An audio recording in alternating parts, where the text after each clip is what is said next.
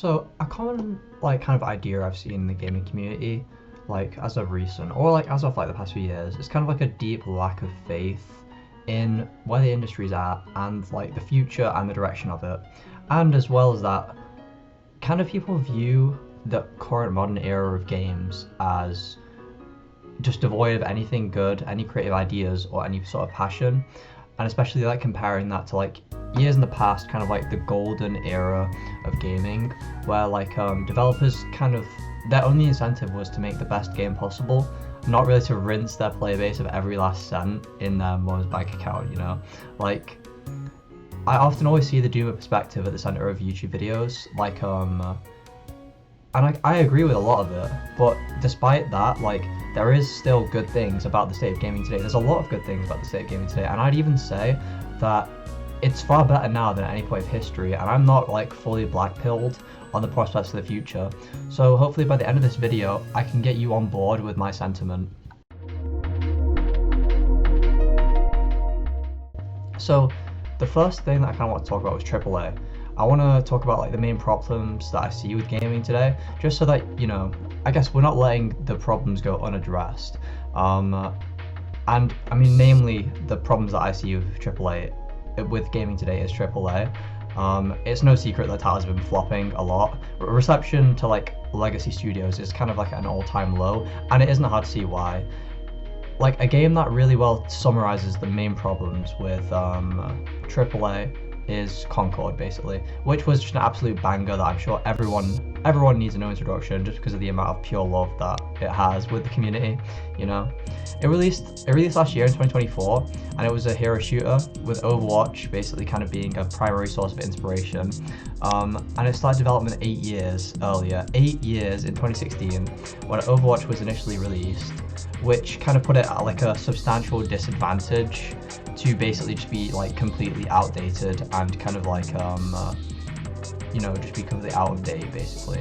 According to a Forbes report, the total budget for the game fell around 400 million, which was Sony's most expensive game to date. And the same article basically details that the money was split up over 2 stages of development, one being an alpha stage in which 200 million was invested, and at that point it was reviewed and it was considered a laughable state when reviewed after 200 million has already been invested, to be clear. So basically that kind of scared Sony into spending an initial 200 million, because a game that's already been, a complete drain, all you can do, spend another 200 million in hopes to at least meet a minimum product requirement.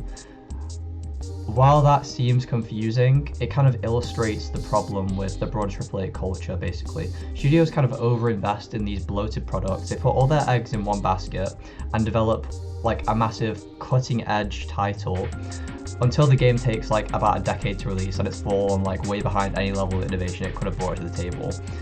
At the same time, studios seem to have kind of this culture of toxic positivity. So according to that same Forbes report, multiple sources has reported that Concord developers could not say anything negative about their game while it was being developed, which was basically creating an environment that didn't really incentivize any growth or improvement of the product.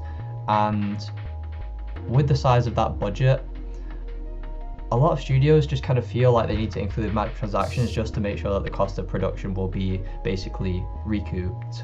All of this kind of culminates in the product and type of AAA slop that is kind of crashing this industry, and that is kind of unsustainable. So I know I said I was going to be more positive in the video, but I can't really glaze modern games without going over the kind of pit that so many people are seeing modern games kind of fall into. But AAA, even though it has its problems, it still can, bring a lot to the table. When a developer nails a game with a higher budget and high production quality, it's one of the most immersive, high quality, fun and interesting experiences in media in history. An example is Elden Ring, which was given to us in 2022.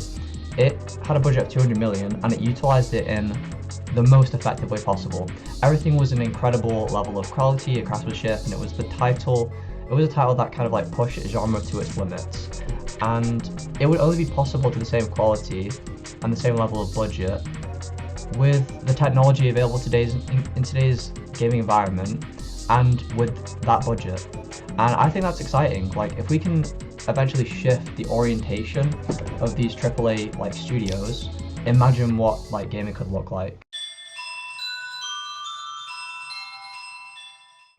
So second off, I kind of want to talk about AA gaming, which has kind of been growing in the background of like the landscape, and it's honestly it's been like the source of some of the most popular and most high quality games in the past few years, and it's kind of earned the admiration and praise of the broader community. So to be clear with the terminology, AA games are basically titles that have significantly lower budget and team involved in their production than AAA, but it's still got high enough quality and budget to have like a level of polish that indie devs would basically have to start a side hustle of selling fentanyl to afford. This is kind of best demonstrated in, at the time, AA studio Larian, their recent release Baldur's Gate 3, which dropped nearly 2 years ago at this point. It's a story-rich party-based RPG, which is based in the D&D universe, and it's quite unique because it utilizes like a turn-based combat system with D&D 5th edition rules, and it pushes that concept basically to its limit. If you're familiar with the game, it kind of builds and adapts upon the idea that you can make any decision as the player and basically build the story you want. Basically the equivalent of Skyrim if it let you kill all the kids in Whiterun. The level of choice available to the player in Baldur's Gate 3 is really like amazing, and it really pushes like what's possible in gaming. And this was all achieved in a budget of 100 million, which is an investment that seems tiny compared to Concord and like many of the other major AAA games that have been flopping. But the quality of the experience was pushed to places which has never been seen in history, and it's not just Baldur's Gate 3. Over the past few years, we've seen loads of other success stories like Disco Elysium, Palworld, Helldivers 2, Stray, Hi-Fi Rush, just to name a few examples. This goes to show like a few things. One is that the quality of the tools available to developers to make games have become so much better and more accessible that they don't need AAA budget to produce like a really good experience. And on a side note, the lack of like the excessive budget might even be a good thing, since it lets studios have more freedom to kind of experiment and be less tethered to playing it safe. Two is that there is still creativity and experimentation present in studios, and it's even fairly common. It's not like completely evaporated like many people seem to think. And finally, the success in the industry of smaller games and the failure of like larger products has been consistent enough, it's been a consistent trend enough now, that in my opinion, when companies are losing money on this scale, they will begin to reevaluate and may start to shift more towards a business model that favors the production of these lower budget but still like really good high quality products, and like focus on keeping it high quality. To call back to Concord, I think this was like kind of a moment where it was probably solidified in the minds of a lot of executives that they can't afford to spend their money in such wasteful ways anymore. This is even backed up by recent insider information in an article again by Forbes. They're really carrying this video at this point. Insider Jeff Grubb says that the failure of Concord has now caused Sony to reevaluate every games as a service product they have in motion, announcing the cancellation of 2 more live service games, a God of War multiplayer from Bluepoint and an unknown live game from Bend. While in the short term it may seem like that's a bad thing, long term I feel like that signals that companies are being forced to listen to the problems that gamers are having with their products.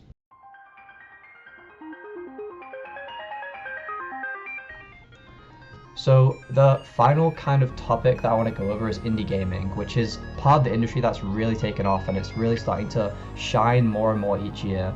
Indie development it's only continued to grow in both quality and quantity over the years since its initial boom, with really compelling releases in a variety of genres. One game that kind of illustrates why they can be so successful is a recent title in 2022 called Iron Lung, which is a short horror game made entirely by one guy and is really basic mechanically and graphically. But despite that, the like creative idea and thinking behind it allows it to be a really effective piece of media. It all takes place inside of a claustrophobic submarine, which is really good for creating that tense atmosphere and also for saving budget and time in development, with the player's only method of interacting with the outside world in the game being a camera fitted to the submarine, about the same resolution quality as my webcam. I'm gonna come so close to this thing, I think.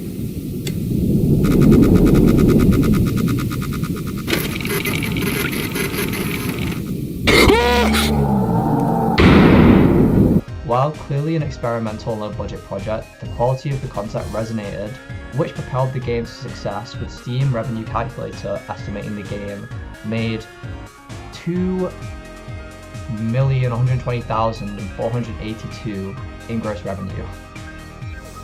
I think Iron Lung is so cool because I feel it demonstrates the freedom developers now have in today's market to present unique concept right to the audience, and it doesn't have the need to go through the pitching the idea to a studio or executive. Like in the past, if someone had a similar idea, they may not have been able to share it because of the limitation of the technology or lack of support from a higher up in a studio. Today, if the idea is good enough, we have the tools for someone to just be able to execute it. On a broader level, this influences the whole industry because it allows for more sources of inspiration from other games to pull from, and it pushes the bar of innovation further. Like a good example of this chain is Phasmophobia, which went on to inspire Lethal Company, which went on to inspire Content Warning, and this chain can be observed in many other genres and circumstances. And like like graphical styles of games fall into this as well. Like there's loads of games that have cropped up recently with this like PS1 style of graphics, which I think is really cool because it kind of like it has a very low bar of entry because a lot of people have access to being able to make that because it's like, you know, it's got low graphical fidelity, but you can still make something really cool with it. So it's kind of like a low barrier of entry for developers to be able to present their games. So overall, I think that the gaming industry Do I think the gaming industry is past its best years? No, I really don't think so. And while there is problems that we're facing right now, I really feel like over time, companies will be forced to adapt and change their business models. And I feel like this kind of projects a more hopeful look into the future. Even despite this, I feel like we've seen like a really large list of hits over the past few years, like 2023, 24, 25. We've had really, really good games. And honestly, like 2025 seems to be lined up with more bangers as well.